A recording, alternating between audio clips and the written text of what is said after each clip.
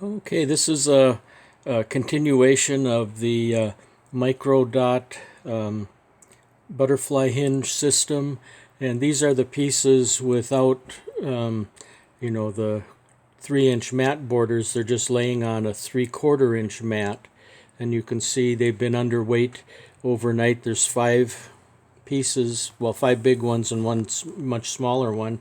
You can see how nice and flat they turn out, and I don't know if you can. Pretty dark in here to see that part. I'll go to another one here.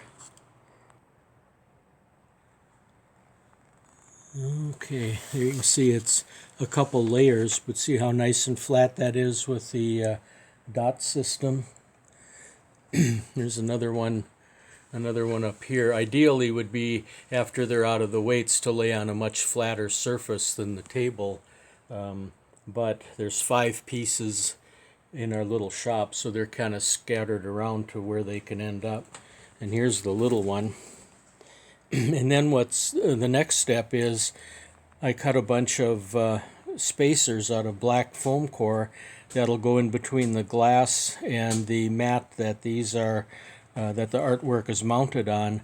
And how I do that is I run post-it notes along the edge of the foam core, and then I use my mat marker to mark the size on the post-it notes and get the size, and then I use a foam core board as a stop. That's what this white piece is taped up here. So then I just slide the black foam core through, and it hits the edge of the white foam core and stops.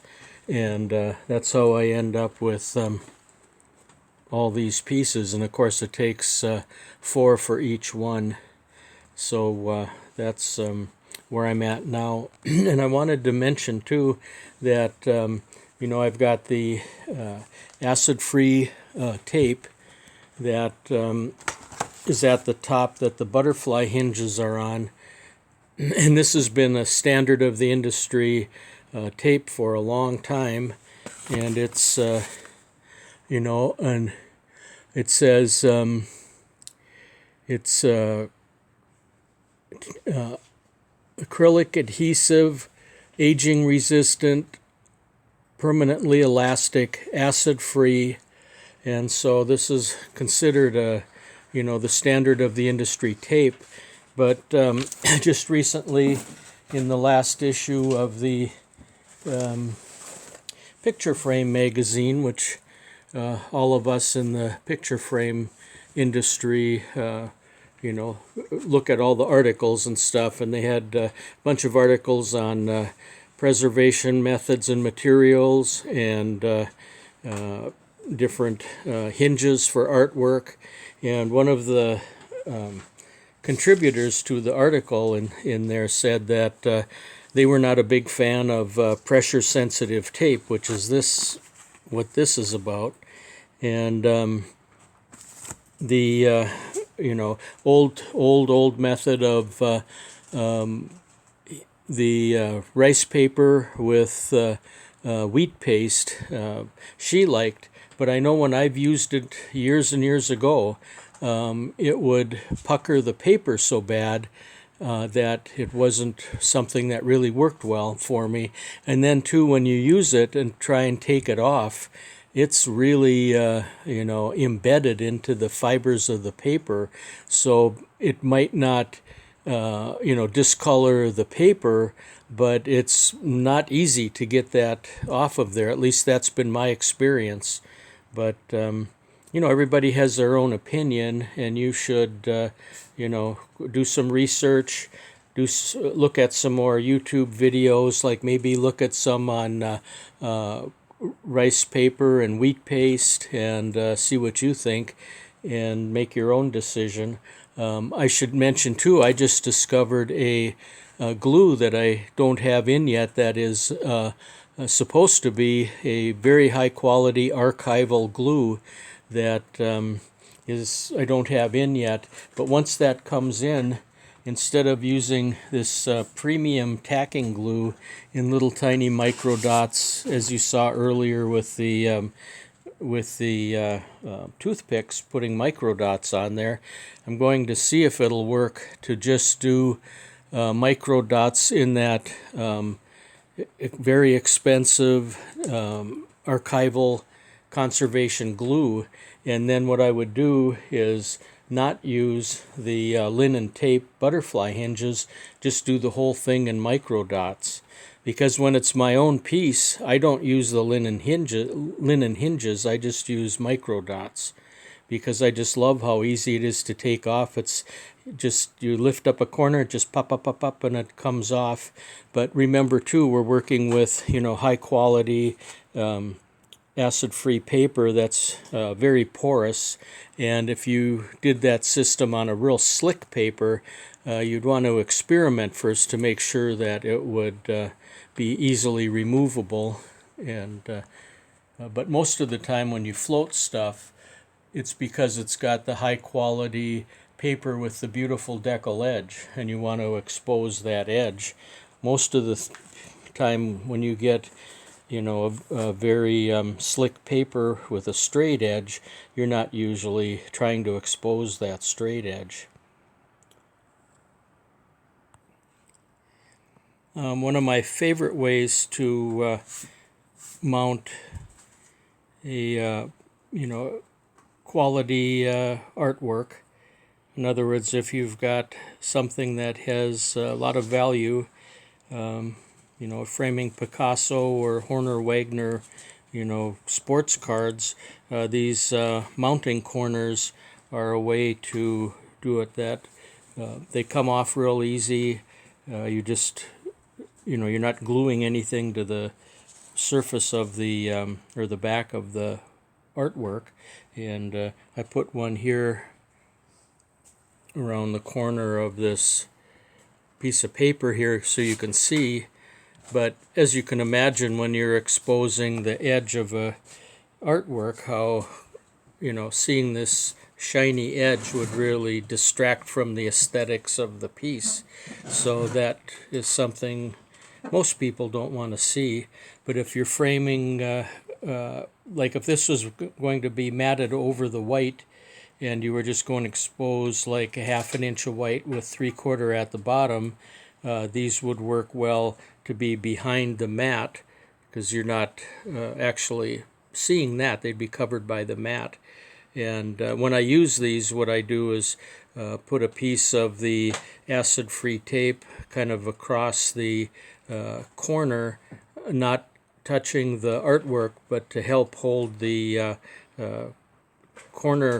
archival corner to the piece, because it's not all that aggressive of a tack on the back of that. It's sticky on the back, but over time, all this stuff, these Filmoplast tapes and all these pressure-sensitive things sometimes fail and let loose. It's not a real uncommon thing. So, but this is totally impractical to have a bright, a bright corner shining at you when you're doing a float mount. By the way, here's our when you hear the bark, here's the little dogs we have running around the shop. Right now they just got done with breakfast, so they're taking their nap. They have a real hard life. They get to run around the shop and greet the customers, and here's their little couch up front that they lay in all the time, and they like to wrestle in here. It's actually a salesman sample couch. Now they know we're paying attention to them.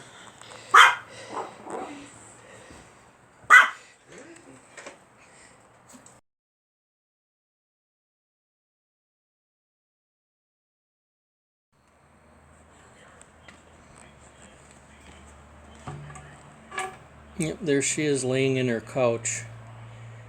Usually when I start filming, she runs away and jumps on me, so this time she must be tired. By the way, I usually stay up till 2 in the morning, and I started filming this morning at 9, and I kind of joked that my body might be here in the shop, but My brain doesn't start till about 10:30. Yeah, she looks real concerned about the camera.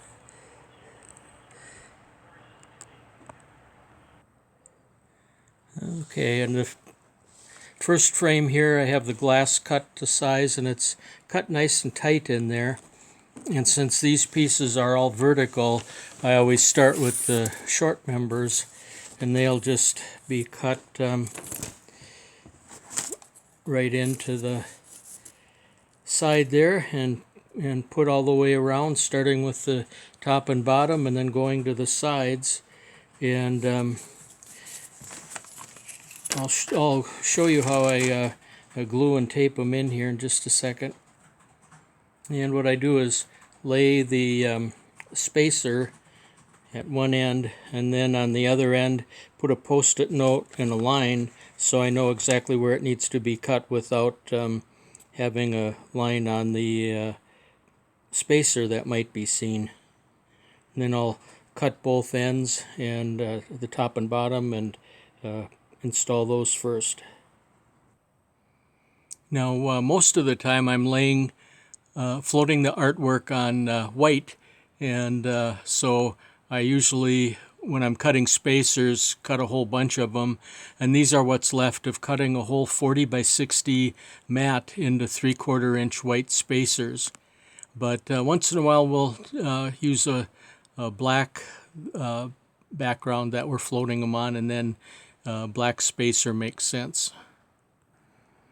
Okay, now I've got the top and bottom spacer cut to size, and I've got alternating strip of ATG tape with a little dab of Arlene's glue, and that will hold it into the frame there. And normally, by the way, I use a deeper frame so I can get more like a 3/4 inch spacer rather than a spacer that's this big, but this is the frame we ended up with, so we're making this work.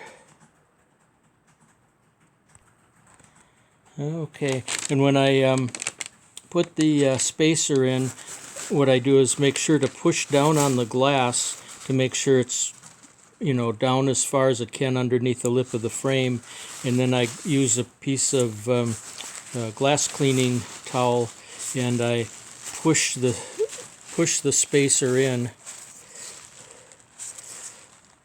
real tight and make sure there's no gaps or anything, and then I go on to the next one, and that's pretty much it. I do that all the way around the corner, all four sides, and as you can see, this spacer has just barely enough room there to fit the mat, so the mat will still fit in there, but it'll be pretty flush to the back of the frame.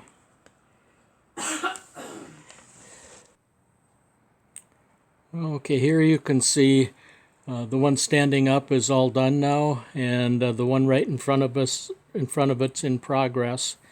And you can see how nice and flat they look, all floated with that system.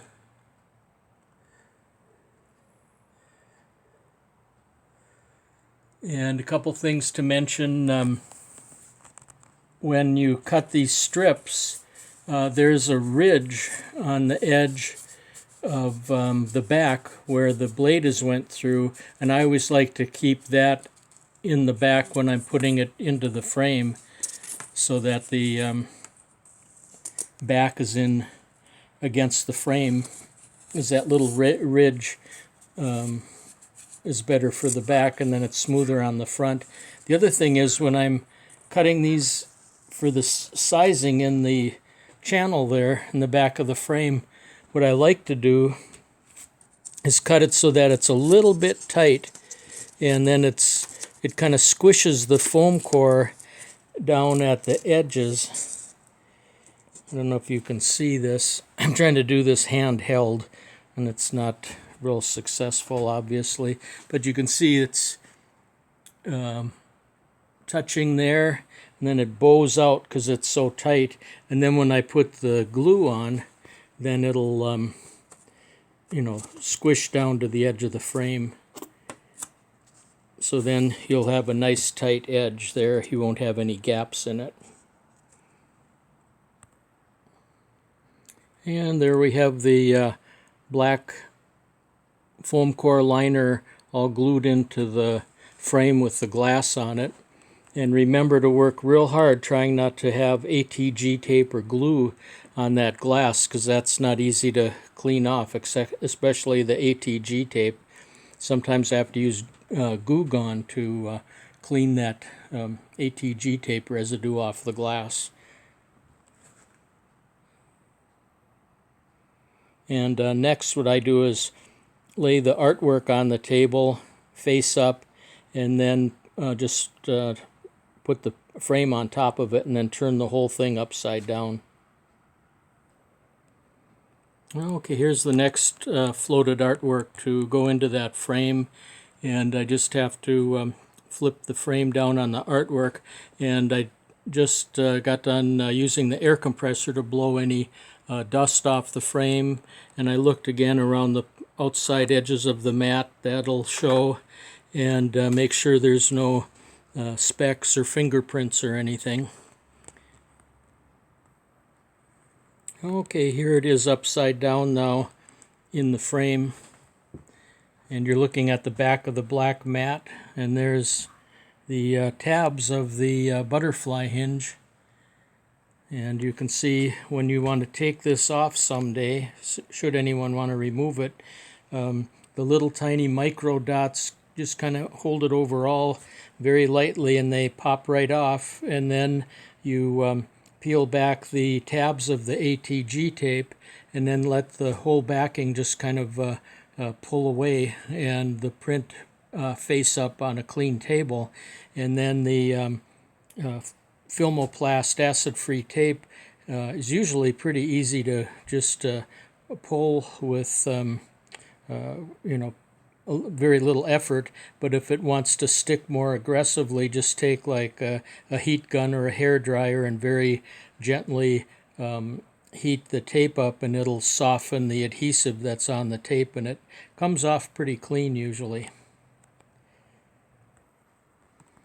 Now I've just taped it upside down all the way around, and that'll keep it in position while I turn it right side up again and inspect it to make sure there's no specks or anything, because once this gets in with all the diamond points, it's a lot more work to take out a bunch of diamond points to access the inside to pull specks out. And now when I'm looking for specks, it's really handy to have that fluorescent light above me to bounce light off the glass, and then inspect it for any water spots or any thing that you see that needs to be dealt with. In fact, sometimes what I'll do is use a little flashlight and look real carefully over there. Like here's some specks, but they're on the surface. Of course, you're trying to find the stuff under the surface.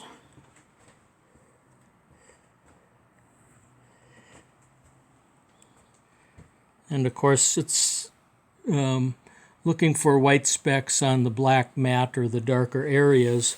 You can't really see any white specks on a white background very easily. So this border is not going to get white specks pulled off of it, because you just can't see it.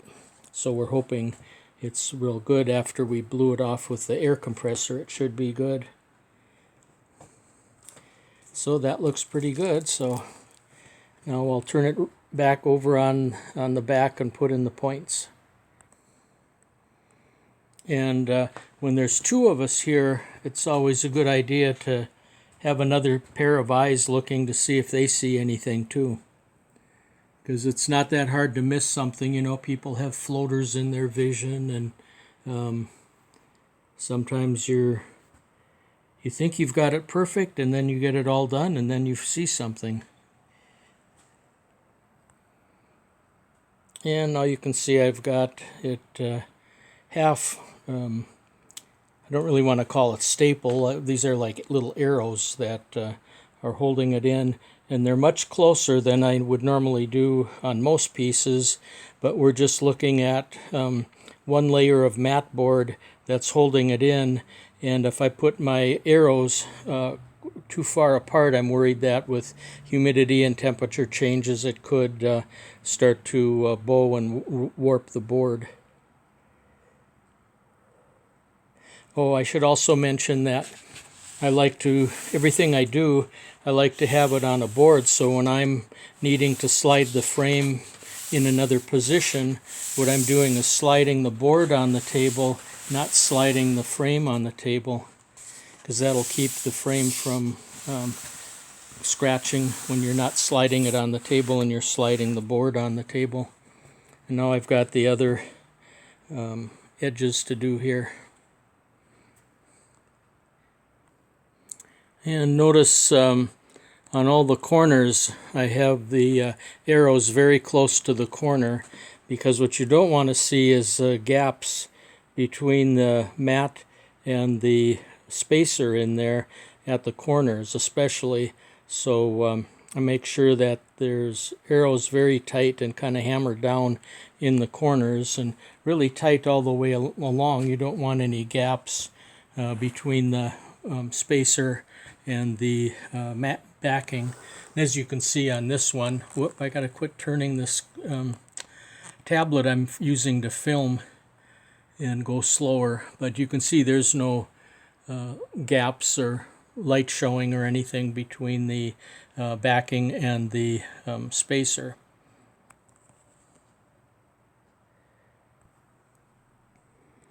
Okay, I've now got the back with the ATG tape put on there, and it's ready to pull the backing off the tape. And I lay it on there by hand usually. See, it just lays a sticky film down there, but instead of using the gun, I just pick up the actual roll and press it in there and pull it off. But I've got that video that shows how to install a frame and put on backing and hangers and stuff, so I'm not going to go over all that again on this one, but this is where we're ready to finish it up and put the paper on the back and the hangers. And I know these videos are not, whoop, there I go again, I turned the camera around, but I know they're not very good quality, but I've been meaning to do this for 5 years, and the first time I tried, I had cameras that I bought specifically to take videos. The first video I took, I was just horrified how fat and hairy my fingers were, so I just kind of gave up for a while. And now that I'm 70, I thought I better do this before I kick the bucket. It's I hope to live to 100 and keep framing pictures all the way to the end, but you never know. So here we go with another video here, and I better stop and finish the rest of these up. I've got a total of these last 6. Oh, and this is all from one guy, well, a guy and his wife, and you can see there's the drawing on the 3 that were floated with the mat, and here's a drawing of the 5 that were floated with just the edge showing around the back. So that's how they look in real life.